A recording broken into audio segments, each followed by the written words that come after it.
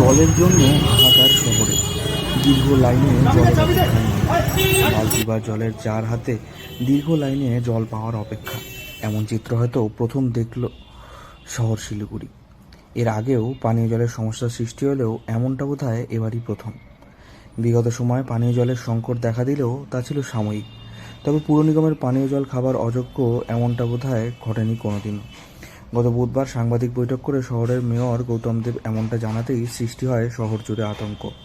সমস্যা তো এটা কয়েকদিন ধরে চলছে, তো আমরা দেরিতে টের পেয়েছি, জেগেছি দেরিতে, এত জল খেয়ে নিয়েছি, কি যে হবে না হবে আতঙ্ক রয়েছে। বাচ্চাগুলোও খেয়েছে, বয়স্করাও খেয়েছে, আমরাও খেয়েছি, জওয়ানরা।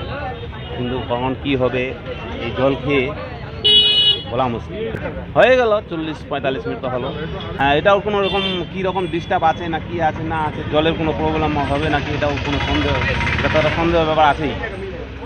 আমরা হুজুগে চলে আসছি, সবাই খাচ্ছে, সবাই নিচ্ছে, সব আমরাও নিয়ে নিচ্ছি। এই জলেও চিন্তা আছে, এই জলটা আদৌ যে কি ভালো না খারাপ কে জানে। আমরা তো আর সেই জলটাকে যাচাই করার মতো ক্ষমতা আমাদের নাই। আগামী 2রা জুন অবধি শহরে মিলবে না পানীয় জল। পুর নিগমের পক্ষ থেকে যে জল সরবরাহ করা হচ্ছে তাও পানের অযোগ্য। এমন অবস্থায় কী করে নিজেদের তৃষ্ণা মেটাবে তা ভাবতেই ছোটাছুটি শহর জুড়ে। শহরের বিভিন্ন জায়গায় জলের জন্য দেখা মেলে দীর্ঘ লাইন। প্রায় কাজকর্ম ছেড়েই সকলে জলের পেছনে ছুটতে শুরু করেছে। তবে প্রশ্ন একটাই, বিগত কয়েকদিন যাবৎ শিলিগুড়ি পুর নিগমের মহানন্দার জলকে পরিশোধিত করে শহরের পানীয় জল হিসেবে সরবরাহ করেছে। শিশু থেকে সব বয়সী মানুষেরা এই জলই পান করে চলেছে। তবে হঠাৎ করে এই জলকে দূষিত বলে ঘোষণা করলেন মেয়র গৌতম দেব, আর তাতেই প্রশ্নের দানা বাঁধছে। আরে সমস্যা তো হচ্ছে আমাদের, মানে প্রচণ্ড সমস্যা হচ্ছে। যে জলের জন্য হাহাকার, এই লাইনে পাচ্ছি না জল। হ্যাঁ, গোটা গোটা শিলিগুড়ি এই পরিস্থিতির মধ্যে চলছে। হ্যাঁ, মানুষের মধ্যে জল নিয়ে একটা আতঙ্ক ভাব চলছে যে কোথায় জল জল জল, দোকানেও জল পাওয়া যাচ্ছে না। এই পরিস্থিতি এখন কি চাচ্ছেন এখন আর কি? আমরা যাই বলছি যে আমরা জল কিছুদিন পর আমরা ঠিকভাবে হবে, কিন্তু এখন জলের আমরা এখনো পর্যন্ত কবে পাবো জল তাও এখনো গ্যারান্টি নাই। প্রশাসন যদি বলে যে জলটা আমাদের কবে দিবে, একটা যদি ডিক্লেয়ার করতো তাহলে আমাদের পক্ষে ভালো হতো। মানুষের মধ্যে একটু আতঙ্ক হয়ে যাচ্ছে জল নিয়ে। প্রশ্ন কিন্তু থেকেই যাচ্ছে, তাহলে এতদিন পুর নিগম দূষিত জলই পান করে যাচ্ছিলেন জেনে বুঝে?